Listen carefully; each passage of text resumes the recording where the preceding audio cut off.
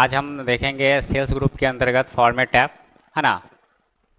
तो आप देखते हैं फॉर्मेट पे जब हम क्लिक करते हैं तो इसमें पहला ऑप्शन आता है जैसे कि रॉ हाइट, है ना। तो रॉ हाइट का मतलब क्या, जैसा कि हमारा जो सेल है ना, इसका जो रॉ की हाइट है, या मीन ये जो सेल है, इस सेल में ये जो है चौड़ाई कहलाता है। ये क्या कहलाता है? चौड़ाई कहलाता है। इसको हम क्या कहते हैं? कॉलम कहते हैं। तो ये कॉलम की चौड़ाई कहलाता है। यहाँ से यहाँ तक क्या हो गया? ये कॉलम, है ना। इसको हम क्या कहते हैं? कॉलम कहते हैं। ये कॉलम की चौड़ाई है। और ये जो क्या कहलाता है? ये कहलाता है रॉ। और ये रॉ की क्या है? हाइट है, समझे। तो ये जो रॉ की हाइट है ये बाय डिफ़ॉल्ट, है ना, वह सेट है 15 पॉइंट। कैसे चेक करेंगे? तो देखिए, आप किसी भी ब्लैंक सेल में पॉइंट रखेंगे, है ना, और आप यहाँ से चलेंगे फॉर्मेट के अंदर, रॉ हाइट पे जब क्लिक करेंगे तो आपको यहाँ पे दिखेगा रॉ हाइट, है ना, 15 सेट किया हुआ है। लेकिन अब जैसे कि हम ये सेल में जो डेटा एंटर किए हैं और रॉ हाइट 15 पॉइंट है, तो इसके अकॉर्डिंग आप देख सकते हैं कि ये थोड़ा सा मतलब ज़्यादा ही घना लग रहा है। जैसे कि यहाँ पे ही आप डाटा देख सकते हैं, जो लिखा हुआ है ना, डेटा एंटर किया हुआ है सेल में, उसका देख सकते हैं, है ना। थोड़ा सा मतलब बहुत ही लो क्वालिटी का लग रहा है, कि मतलब ये उतना एडजस्टमेंट इसका सही नहीं लग रहा है, थोड़ा सा ज़्यादा ही घना लग रहा है। तो हम चाहते हैं थोड़ा सा, है ना, दिखे, बेहतर लगे। तो उसके लिए हम यहाँ पे क्या करेंगे? रॉ की हाइट बढ़ा देंगे, है ना। या आप हेडिंग ही यूज़ करेंगे तो आप यहाँ पे जैसे कि हेडिंग यूज़ किया है, समझे। अब यहाँ पे जो हेडिंग यूज़ किया है तो दो कॉलम में मतलब ये हाइड हो रखा है ना। यहाँ पे रख रहे हैं तो यहाँ पे दिख रहा है, लेकिन बाहर रखते पॉइंटर तो देख सकते हैं यहाँ पे वो दिख नहीं रहा है। तो अब अगर हम यहाँ पे रॉ की हाइट इसका बढ़ा देना चाहते, वो टूट करके नेक्स्ट लाइन में आ जाता है। जैसे कि हम यहाँ पे बताए थे आप लोग को वर्ड रैप, जैसे कि हम यहाँ पे बताए थे, तो ये क्या करता है? ब्रेक करके जो है उसको सेट कर देते थे। यहाँ पे रॉ की हाइट क्या होता था? एडजस्ट हो गया था, लेकिन हमें खुद से मैनुअली सेट करना होगा। तो कैसे करेंगे? तो चलिए हम यहाँ पर से स्पेस से टिक हटा देते हैं, समझे। तो रॉ की हाइट हमें एडजस्ट करना है, तो यहाँ पे इसको सिलेक्शन कर लिया, है ना। और यहाँ से हम चलेंगे कहाँ? तो आप जिस सेल का रॉ की हाइट आप चेंज करना चाहते हैं, वो सेल को, या जिस सेल में आपका डेटा बना हुआ है उस डेटा एरिया को सिलेक्शन कीजिए और आप चलिए कहाँ? चले जाइए यहाँ पे। तो जैसे कि हम इसका रॉ की हाइट बदलना चाहते थे, इसको सिलेक्शन कर लिया और यहाँ से हम कहाँ जाएंगे? फॉर्मेट पे, और यहाँ से मिला है रॉ हाइट। जब हम इस पर क्लिक करते हैं तो बाय डिफ़ॉल्ट जो पहले है सेट वो दिखा रहा है, लेकिन हम अपने हिसाब से मैनुअल सेट करना है, जैसे 25 पॉइंट सेट करना चाहते हैं, और यहाँ से ओके करते हैं। तो देख सकते हैं ये जो रॉ की हाइट है ना, ये जो रॉ की हाइट है 15-25 पॉइंट क्या हो गया? सेट हो चुका है। तो अब देखने में थोड़ा सा डाटा, है ना, बेहतर लग रहा है। फिर अगर हम इसकी रॉ की हाइट बढ़ाना चाहते हैं, इसको सिलेक्शन कर लिया, इसकी रॉ हाइट कितना रखना चाहते हैं, तो हम इसकी रॉ हाइट जो रखना चाहते हैं यहाँ पे फॉर्मेट में जाते हैं, इसकी रॉ हाइट जो हम रखना चाहते हैं जैसे कि 30 रखना चाहते हैं, और यहाँ से हम क्या करते हैं? ओके। तो देख सकते हैं इसकी रॉ की हाइट क्या हुआ? 30 पॉइंट सेट हो चुका है। तो इस तरह से जो है आप रॉ की हाइट सेट कर सकते हैं। पुनः फिर आप इस पर क्लिक करते देख सकते हैं इस तरह से वो ब्रेक होके सेट हो चुका है। तो यहाँ पे हमारा डाटा देखने में बेहतर लग रहा है। तो इस तरह से जो है हम रॉ की हाइट ऑप्शन यूज़ करके रॉ की हाइट बढ़ा सकते हैं, समझे। अब यहाँ पे बॉर्डर लगा दिए, है ना।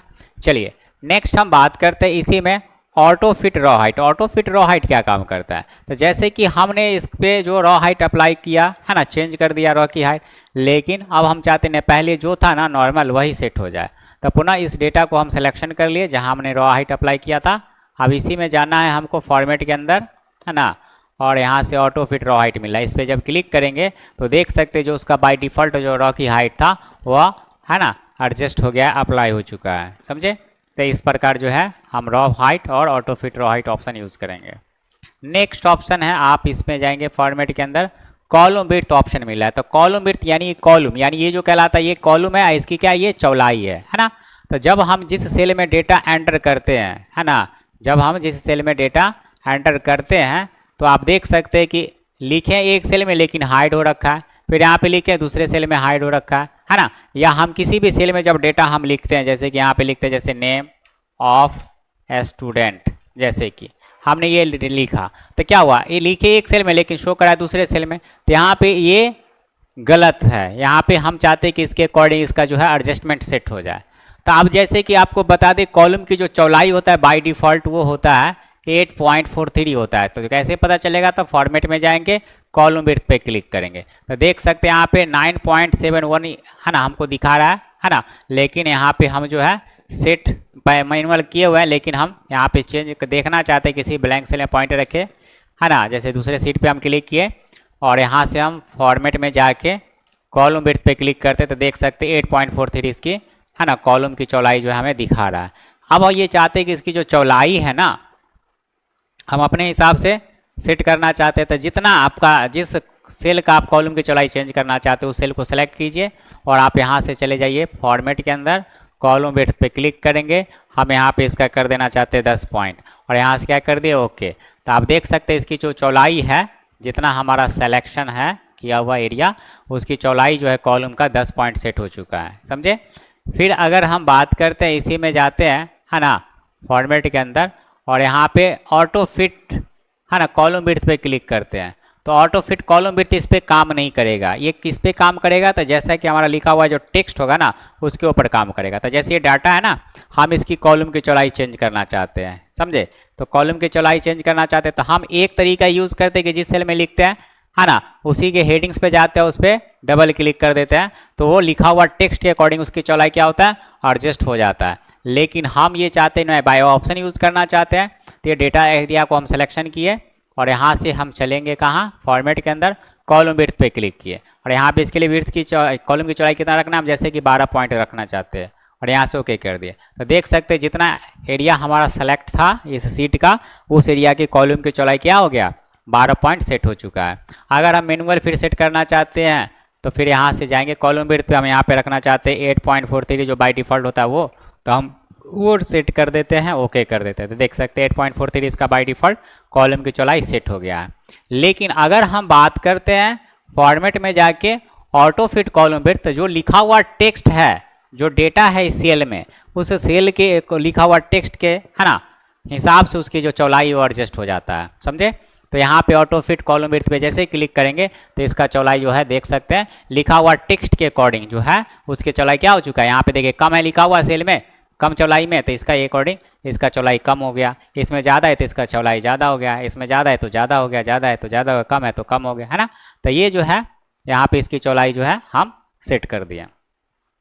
तो यहाँ पे ऑटो फिट है ना कॉलम विड्थ का ऑप्शन इस प्रकार हम यूज़ करते हैं। फिर अगर ये नॉर्मल रखना होगा तो इसी फॉर्मेट पे चले जाएंगे, कॉलम विड्थ पे क्लिक करेंगे और जो इसका नॉर्मल था वो डालना चाहते थे 8.43 डालना चाहते हैं, डाल के ओके कर देते हैं। तो फिर जो है उसकी चौड़ाई इक्वली जो पहले नॉर्मल था वो सेट हो चुका है, समझे।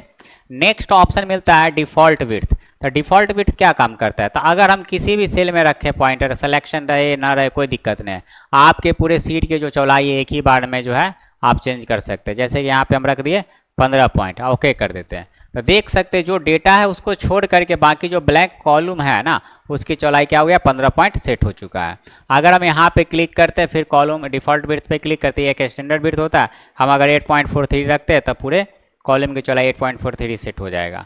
अगर हम ब्लैंक सेल पे पॉइंट रखते हैं है ना और यहाँ पे हम जाते हैं कहाँ, फॉर्मेट के अंदर डिफ़ॉल्ट विड्थ पे क्लिक किए और यहाँ पे अगर हम सेट कर देते जैसे कि 16 पॉइंट, ओके कर देते, पूरे कॉलम की चौड़ाई क्या हुआ, 16 पॉइंट सेट हो चुका है। तो जिसका हम मैनुअल सेट कर रखे थे ना, जिसकी चौड़ाई हम मैनुअल सेट कर रखे थे उसका चौड़ाई चेंज नहीं हुआ है, या जो डेटा आप एंटर कर रखे होंगे आप उसका चेंज करेंगे तो नहीं होगा, समझे ना।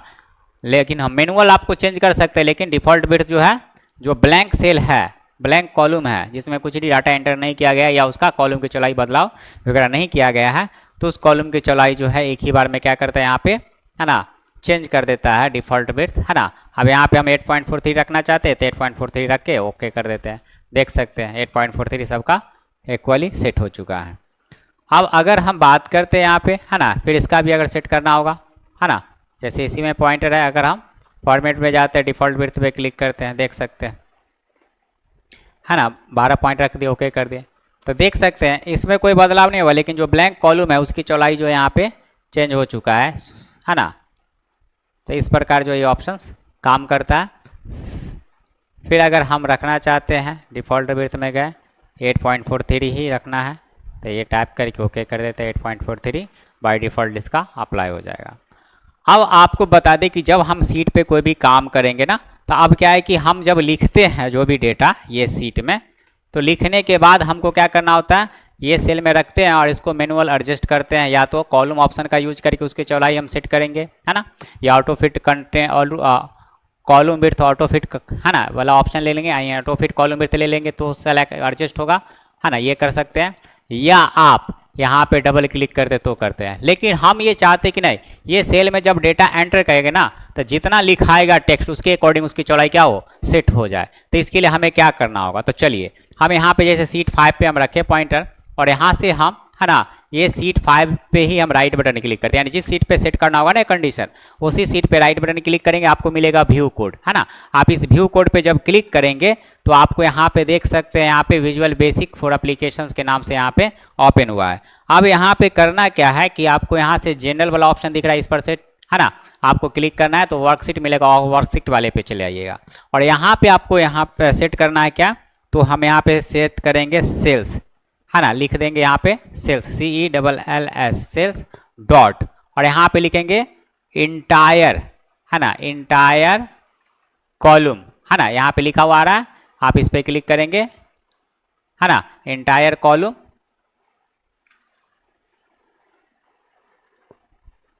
फिर यहाँ पे डॉट डालेंगे और यहाँ पे लिखेंगे ऑटो फिट, ऑटो फिट, है ना, ऑटो फिट, और यहाँ पे क्या करना है, ऑटो फिट है, इस पर क्लिक कर दीजिए, है ना। और इसके बाद क्या करना है ना, कुछ नहीं करना, इसको जो है आप बंद कर दीजिए, है ना। अब देख लीजिए कि अब ये सीट में जब हम जहाँ भी डाटा एंटर करेंगे, जैसे कि यहाँ पे डाटा एंटर करते, जैसे नेम ऑफ स्टूडेंट, है ना, और जैसे स्पेस लेंगे या बाहर क्लिक करेंगे तो उसकी जो चौड़ाई है, जितना बड़ा टेक्स्ट है उसके अकॉर्डिंग इसकी कॉलम की चौड़ाई क्या हो गया, एडजस्ट हो गया है। अगर यहाँ पे हम बात करते हैं, जैसे कि यहाँ पे लिख दिए रोल, है ना, हाँ, फिर बाहर रखते हैं तो देख सकते हैं उसकी चौड़ाई, जो लिखा हुआ टेक्स्ट है उसके अकॉर्डिंग उसकी चौड़ाई क्या हुआ है, सेट हो गया। यहाँ पे लिखते हैं, जैसे कि हम लिख दिए क्लास, है ना, फिर देख सकते हैं जितना लिखाएगा, जितना सेल में आप टेक्स्ट लिखेंगे उसके अकॉर्डिंग उसकी चौड़ाई क्या हो गया, एडजस्ट हो जाएगा। फिर यहाँ पे जैसे लिख दिए एड्रेस, है ना, बाहर रखेंगे, फिर उसके अकॉर्डिंग उसकी चौड़ाई क्या हो चुका है, एडजस्ट हो गया है। तो आप जो है इस तरह से ऑटोमेटिक का कंडीशन जो है सेट करके रखेंगे, जब आप काम करेंगे तो उसकी चौड़ाई जितना आप लिखेंगे उसके अकॉर्डिंग क्या होगा, सेट कर लेगा। तो इस प्रकार जो हम यूज़ करेंगे, है ना, कॉलम विड्थ, है ना। नेक्स्ट ऑप्शन है, इसमें आपको मिल जाता है, जैसे कि विजिबिलिटी में आपको मिल जाता है हाइड एंड अनहाइड। तो चलिए यहाँ से हम देख लेते हैं, जैसे कि हम सीट 3 पे क्लिक करते हैं, इस पर मेरे पास डेटा है कुछ बना हुआ, हम चाहते हैं कि डेटा जो है ना इसको कुछ समय के लिए हम हाइड कर देना चाहते हैं। इसको सिलेक्शन कर लिए और हम यहाँ से फॉर्मेट पे चले जाएंगे और हाइड एंड हाइड के अंदर हाइड रॉ मिल रहा है। तो जैसे हम हाइड रॉ पे क्लिक करें तो 1 से लेके 6 तक का रॉ क्या हो गया, पूरे सीट का हाइड हो जाएगा, देख लीजिए हाइड हो गया। अब इस एरिया में जो काम करना चाहते हैं काम कीजिए, है ना, कोई दिक्कत नहीं है ना। अब वो डाटा आपको चाहिए ना, तो अब भाई ऐसा हो क्यों करेंगे हम सब, तो ऐसा इसीलिए करते कि मान के चलिए कोई डेटा बना हुआ है और नीचे अगर काम करे उसी सीट में, हो सकता है कि वो डेटा में जाके आपका पॉइंटर चला जाए, वहाँ पे कुछ एडिट हो जाए, फिर वो डाटा आपका किसी काम का नहीं रहेगा, गड़बड़ हो जाएगा। तो हम उस समय में क्या करते हैं कि वो डेटा को सिलेक्शन करके और कुछ समय के लिए हाइड ऑप्शन का यूज करके हाइड करा देते हैं। तो डेटा को या तो हाइड रॉ बेसिस कर सकते हैं या कॉलम बेसिस। तो अभी हमने हाइड जो किया रॉ बेसिस। अब अगर वो डेटा को लाना होगा तो कैसे लाएंगे, तो आपको क्या करना है, सेल में रखिए पॉइंटर ब्लैंक सेल में और कंट्रोल A करेंगे पहले, और अब आप जाएंगे कहाँ, फॉर्मेट के अंदर, और मिलेगा आपको हाइड एंड हाइड के अंदर अनहाइड रॉ। जैसे आप इस पर क्लिक करेंगे तो देख सकते हैं जितना रॉ आपका हाइड हुआ था वो पुनः वापस आ चुका है। अगर हम बात करते हैं डेटा का सिलेक्शन करते हैं, आप यहाँ से जाएंगे फॉर्मेट के अंदर, हाइड एंड अनहाइड में आप जाएंगे तो आपको मिलेगा हाइड कॉलम। आप जैसे हाइड कॉलम पे क्लिक करते हैं तो A से लेके D तक का कॉलम जो आपका हाइड हो चुका है, समझे।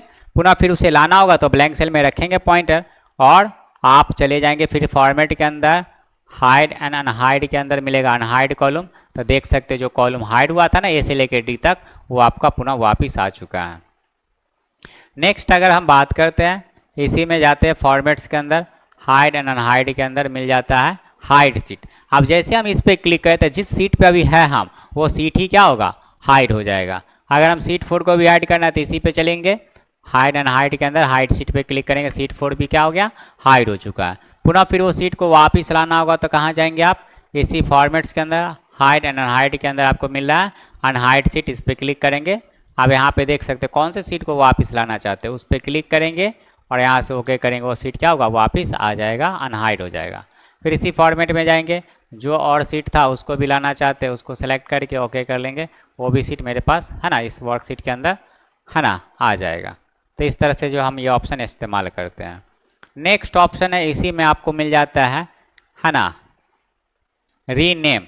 तो रीनेम काम क्या करता है, तो जैसे कि अब क्या है कि हम जिस सीट पे काम कर रहे हैं उस पर जो भी रिकॉर्ड से रिलेटेड डेटा है ना, तो अब जैसे कि हम यहाँ पे सीट 3 पे हम जैसे कि पेरोल से रिलेटेड डेटा बनाए हैं, तब होगा क्या कि हम ये फाइल को तो सेव कर रखे हैं सम इम्पोर्टेंट रूल्स के नाम से। अब जब ओपन करेंगे तो हमें देखना होगा कौन से सीट पे क्या रिकॉर्ड से रिलेटेड डाटा हम बना रखे, पूरे सीट को 1 बाय 1 करके क्लिक करके चेक करना होता है ना। लेकिन हम ये चाहते ही नहीं कि हम फाइल को जब ओपन करें तो हमें वो सीट का नाम देख के ही समझ में आ जाए कि कौन से सीट पे किस रिकॉर्ड से रिलेटेड हम डेटा बना रखे हैं, समझे।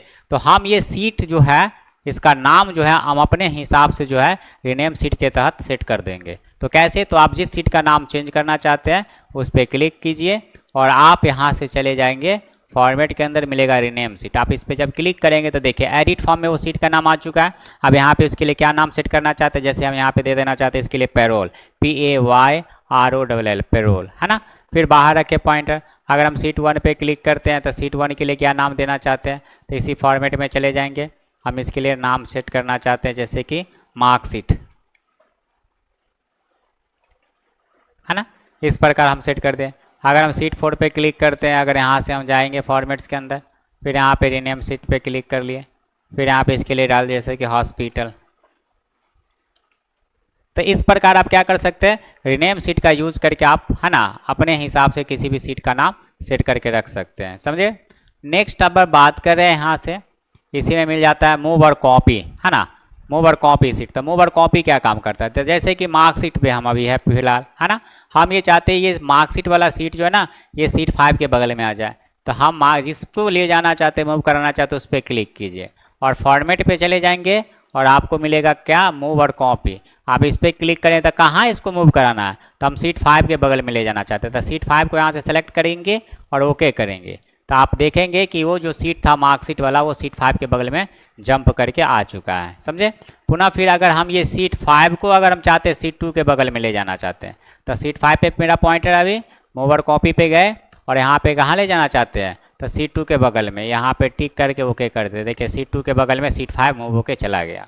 नेक्स्ट अगर हम बात करते हैं हॉस्पिटल की या पैरोल की, है ना, तो हम चाहते हैं इसका डुप्लीकेट एक कॉपी तैयार करना चाहते हैं। तो आप फॉर्मेट में चले जाएंगे, इसी मूव और कॉपी के अंदर आपको मिलेगा जैसे क्रिएट अ कॉपी। तो जिसको सेट डुप्लीकेट बनाना चाहते हैं उस पर आप यहाँ पे क्लिक करके रखिएगा और बस यहाँ से जाके कुछ नहीं करना है, क्रिएट अ कॉपी पे क्लिक करके ओके करेंगे। तो देख लीजिए उसी पैरोल का जो है एक और सीट तैयार हो चुका है डुप्लीकेट, है ना।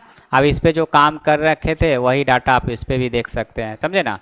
तो इस प्रकार जो है आप किसी भी सीट का डुप्लीकेट सीट बना सकते हैं, है ना, क्रिएट अ कॉपी के तहत। फिर नेक्स्ट हम बात करते हैं, इसी में जाते हैं, आपको मिल जाता है टैब कलर। तो ये टैब कलर के तहत जो है आप अपने सीट का जो बैकग्राउंड कलर है वह चेंज कर सकते हैं। जैसे हम इसका कलर चेंज करना चाहते हैं, आप किसी दूसरे सीट पे जब पॉइंट रखेंगे ना तो उसका टैब कलर जो है आपका बैकग्राउंड का, है ना, वो सीट का दिखाई देगा। फिर यहाँ से फॉर्मेट में जाते हैं, फिर टैब कलर पे, इसके लिए कलर हम जैसे रेड ले लेते हैं। फिर यहाँ पे क्लिक किए, इसके लिए कलर क्या लेना चाहते हैं, फॉर्मेट पे जाते हैं, फिर यहाँ पे, है ना, टैब कलर हम इसके लिए यहाँ पे यूज़ कर लेते हैं ग्रीन। तो इस तरह से आप किसी दूसरे सीट पे जब पॉइंट रखेंगे तो उसका सीट का नाम मतलब बैकग्राउंड कलर क्या होगा, चेंज, है ना, किया हुआ दिखेगा। तो इस तरह से जो है हम सब इस्तेमाल करते हैं, है ना। तो आई होप ये ऑप्शन समझ में आया हो। नेक्स्ट ऑप्शन है फॉर्मेट के अंदर मिल जाता है आपको प्रोटेक्ट सीट। तो चलिए प्रोटेक्ट सीट देख लेते हैं। तो हम किसी भी सीट पे हम पॉइंटर रखते हैं, है ना। अभी हम ये सीट पे काम कर रहे हैं, सीट पे वर्क हो रहा है ना, हर एक काम काज हो रहा है। लेकिन अगर हम यहाँ से फॉर्मेट पे जाते हैं और यहाँ से मिल जाता है हमारे पास ऑप्शन प्रोटेक्ट सीट, इस पर क्लिक करते हैं तो यहाँ से प्रोटेक्ट सीट यानी password to unprotect sheet, I mean आप यहाँ पे पासवर्ड डालते हैं। तो ये क्या होगा, है ना, आपको जो पासवर्ड यहाँ डाले वही ओके करेंगे, तो सेम पासवर्ड इसमें डाल करके ओके कर दीजिए। तो ये क्या होगा कि हमारा सीट जो है ना प्रोटेक्ट हो जाएगा। अब हम इस पर जो भी काम करेंगे कोई भी काम काज इस पर नहीं होगा, ना फॉर्मेटिंग ना एडिटिंग, कुछ भी नहीं होगा, समझे। क्योंकि हमारा ये सीट क्या हो गया है, प्रोटेक्ट हो गया, यानी पूरी तरह से सुरक्षित हो गया, यानी ये रीड ऑनली में कन्वर्ट हो गया है। सिर्फ हम इस पेज पे जो सीट पे डेटा है बस उसे सिर्फ रीड कर सकते हैं और हम उसे डिलीट वगैरह या एक्स्ट्रा एडिट वगैरह कुछ भी नहीं कर सकते हैं। अगर हम ये चाहते हैं कि वो एक्स्ट्रा काम करे, एडिट कर सकते हैं, तो पुनः इसी फॉर्मेट पे चले जाएंगे आप, है ना, और आपको अनप्रोटेक्ट पे क्लिक करके यहाँ से जो पासवर्ड दिए थे ओके कर देंगे। फिर यहाँ पे क्या होगा, वो पासवर्ड हट चुका है, फिर इस पर जो काम करना है काम कर सकते हैं, समझे। चलिए नेक्स्ट ऑप्शन है यहाँ से लॉक सेल। तो लॉक सेल हम आपको बताए भी थे, तो ये सीट में जो हमारा सेल है ना, जैसे कि डेटा के अकॉर्डिंग हम पासवर्ड लगाने का काम करते हैं, तो ये जो डेटा सीट है हमारा ऑलरेडी पहले से लॉक है। कैसे पता चलेगा? तो देख लीजिए, हम इसको सिलेक्शन किए और हम आपको बताए थे नंबर के अंदर प्रोटेक्शन, है ना। आप यहाँ पे जब क्लिक करके देख सकते हैं लॉक सेल पे टिक लगा हुआ है ना, वही चीज़ आपको यहाँ पे भी नज़र आ रहा है, समझे ना। लॉक सेल पे आपका है ना टिक लगा हुआ है। तो अगर हम यहाँ पर से क्या करते, पूरे सीट का लॉक सेल पहले हटाते, यहाँ पे क्लिक कर लिए, पूरा सीट सेलेक्ट हो गया, और यहाँ से फॉर्मेट पे जाके हम लॉक सेल पर से टिक हटा दिए, है ना। तो आप देख सकते हैं लॉक सेल पे टिक नहीं लगा हुआ है, या आप यहाँ से भी जाएंगे तो प्रोटेक्शन में आपको लॉक सेल पे टिक लगा हुआ नज़र नहीं मिलेगा।